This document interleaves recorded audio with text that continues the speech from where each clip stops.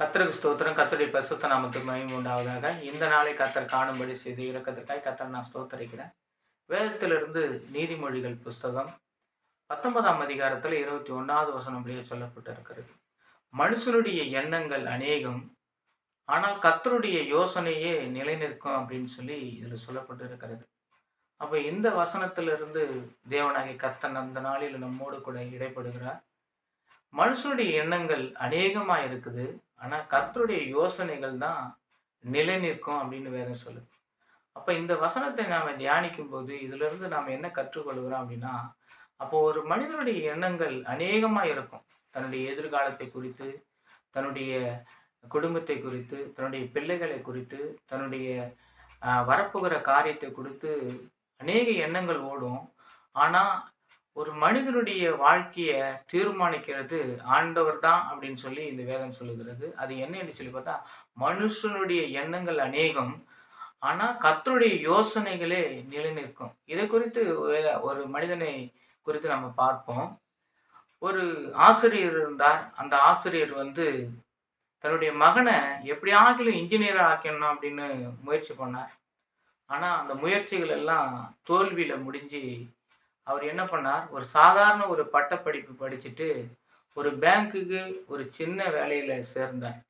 அப்ப அந்த சின்ன வேலையில அவர் கர்த்தருக்கு உண்மையா இருந்ததுனால, தெய்வத்துக்கு உண்மையா இருந்ததுனால, அதிலிருந்து படிப்படியா அவர் உயர்த்தப்பட்டு, அந்த வங்கியில ஒரு பெரிய ஒரு வேலையில அவரை கொண்டு போய் ஆண்டவராகிய இயேசு கிறிஸ்து அமர்த்தினார்.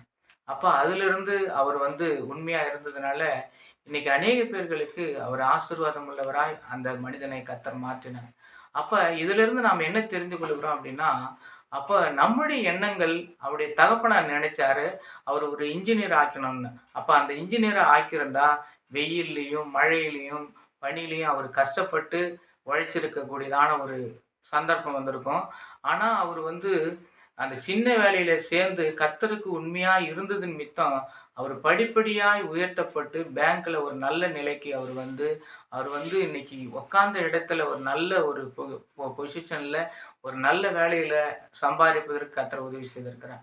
இதுல இருந்து நம்ம என்ன தெரிந்து கொள்கிறோம் அப்படின்னா, அப்ப நம்முடைய எண்ணங்கள் அநேகமா இருக்கும். ஆனா கர்த்தருடைய யோசனைகளை உறுதிப்படும். அப்ப நம்முடைய வாழ்க்கையில நாம எல்லாவற்றையும் ஆண்டவராகிய இயேசு கிறிஸ்துவுக்காக விட்டு கொடுக்கணும். அப்ப என்ன நீங்க எப்படிப்பா நடத்த போறீங்க? என்னுடைய வாழ்க்கை எந்த பாதையில போகணும்னு நீங்க விரும்புறீங்க? அந்த பாதையில என்ன நடத்துங்க அப்படின்னு ஆண்டவருக்கு இயேசு கிறிஸ்துவுக்கு விட்டு கொடுக்கும்போது, ஆண்டவராகிய இயேசு கிறிஸ்து நம்மளை ஆசீர்வதிக்கக்கூடியவரா இருக்கிறார். இதிலிருந்து ஏழை, பணக்காரன், உயர்ந்தவன், தாழ்ந்தவன் வித்தியாசம் எல்லாம் ஆண்டவருக்கு கிடையாது. யாரு ஆண்டவரை நோக்கி உண்மையாய் தம்மை நோக்கி கூப்பிடுகிறார்களோ, அவர்களுக்கு நான் உதவி செய்கிறேன் அப்படின்னு கர்த்தருடைய வேதம் சொல்கிறது. இதை பார்க்கிற, கேட்கிற யாரா இருந்தாலும் நம்ம ஆண்டவராகிய இயேசு கிறிஸ்துவை நோக்கி பார்த்து, என்னுடைய வாழ்க்கையில நான் என்ன செய்ய வேண்டும் என்று சொல்லி எனக்கு நீங்க வெளிப்படுங்க அப்படின்னு சொல்லும்போது, ஆண்டவராகிய இயேசு கிறிஸ்து நமக்கு வெளிப்படக்கூடிய ஒரு தெய்வமா இருக்கிறார். இந்த நாளில கர்த்தர் அப்படி செய்கிற தயவுக்காய் கர்த்தரை நான் ஸ்தோத்திரிக்கிறேன். இதை பார்க்கிற, கேட்கிற ஒவ்வொருத்தரையும் கர்த்தர் அப்படி நடத்துவாராக. God bless you.